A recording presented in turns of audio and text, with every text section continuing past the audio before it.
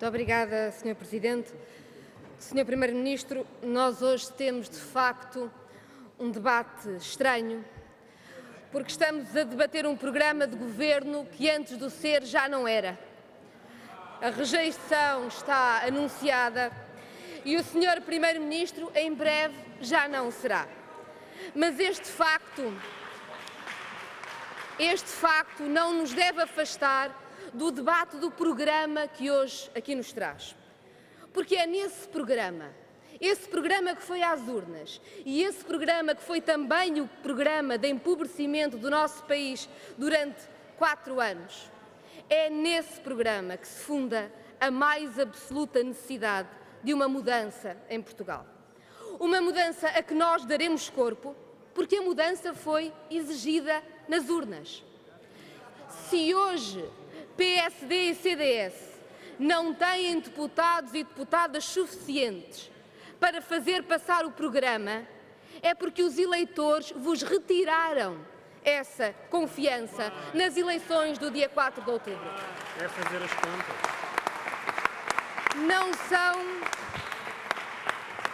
Não são jogadas políticas.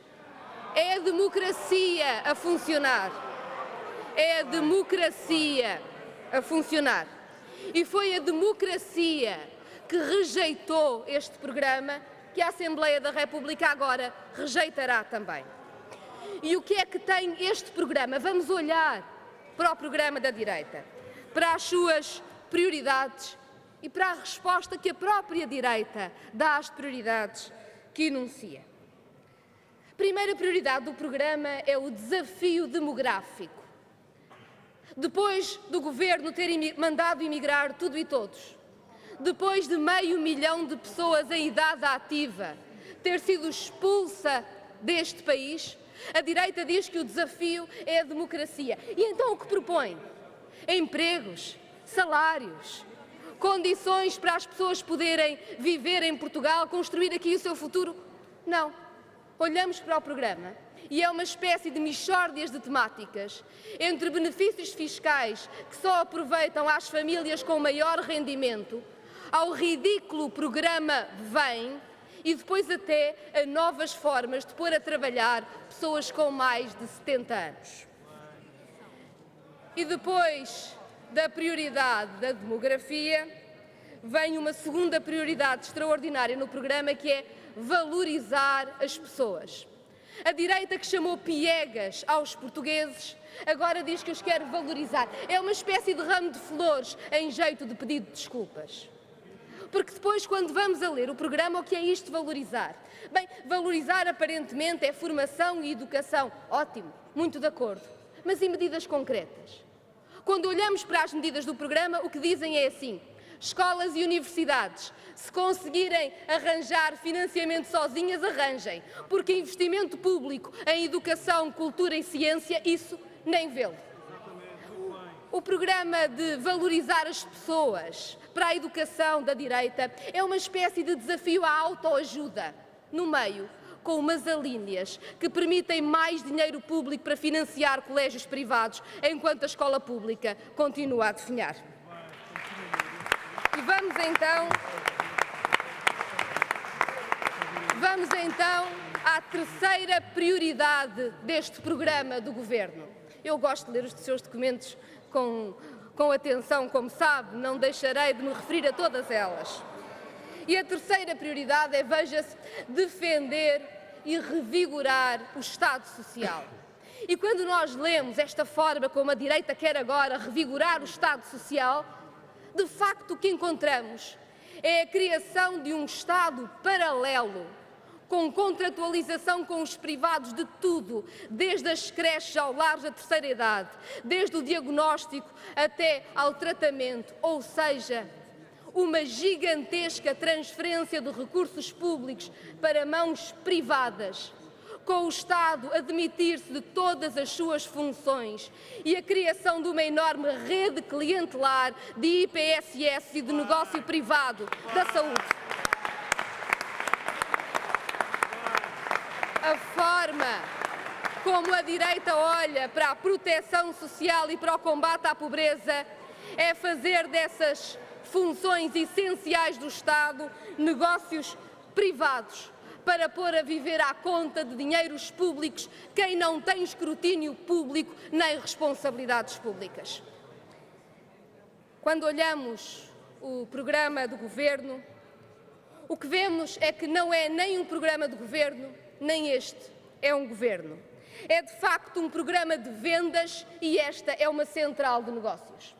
Porque quando chegamos à prioridade sobre a economia e a competitividade, aquilo que percebemos é que este Governo, depois de ter privatizado tudo, da energia aos aeroportos, agora quer acelerar a privatização de todos os transportes públicos para, a seguir, não contente, ir vender até as estradas e as linhas férreas. O que este Governo quer fazer é vender todas as partes deste país, tudo o que foi construído pelo investimento público, pelo Estado Social, pelo esforço de quem trabalha neste país. E claro, como quando se fala de competitividade, foram resgatar ao caixote dos lixos das más ideias o regime conciliatório, como quem diz que bom e competitivo é o país em que os salários e os direitos tendem para zero, exatamente o mesmo que fez com que nos últimos 4 anos tenham descido o salário médio em 300 euros e tenham acabado com a contratação coletiva em Portugal. Não gostam de ouvir falar do próprio programa? Vejam bem, aqui ninguém quis falar do programa, eu estou a falar dele. Tenham alguma calma para podermos falar do que aqui nos trouxeram. Quando olhamos para as outras prioridades do programa, aí temos verdadeiramente o humor negro. É Estado responsável, próximo das pessoas, amigo da economia, garantir sustentabilidade, aprofundar Estado de Direito e afirmar Portugal no mundo.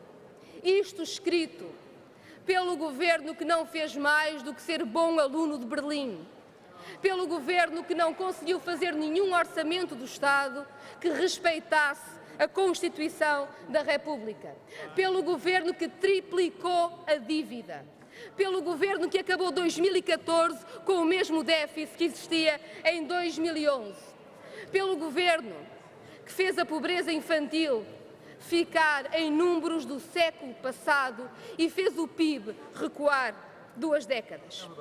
Diz-nos a direita que o seu compromisso para o país é o compromisso para 2 legislaturas. Na primeira legislatura respondia à emergência nacional.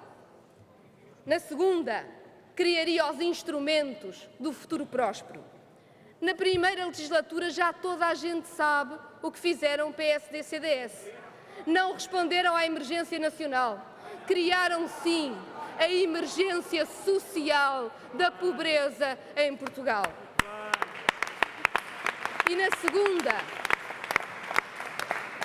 segunda legislatura, aquilo que se propõe é transformar em negócio todas as funções do Estado. É a prosperidade do parasitismo financeiro com o erário público a alimentar negócios privados à custa da humilhação de um povo e da subjugação de um país. A maioria dos portugueses percebeu este programa e rejeitou-o, derrotou nas urnas. E é por isso que há hoje condições para uma alternativa que trave o ciclo do empobrecimento, que é a única coisa que os senhores conhecem. Mas a pergunta que tenho para si, Dr. Pedro Passos Coelho, é a seguinte: este programa que apresenta para o Governo será também o programa da oposição? Sabe, é que eu tenho memória e lembro-me que em 2011 existia um Pedro Passos Coelho na oposição que se opunha a cortes de salários e a aumentos de impostos. Será que eu vou ter o prazer de o reencontrar? Obrigado. Para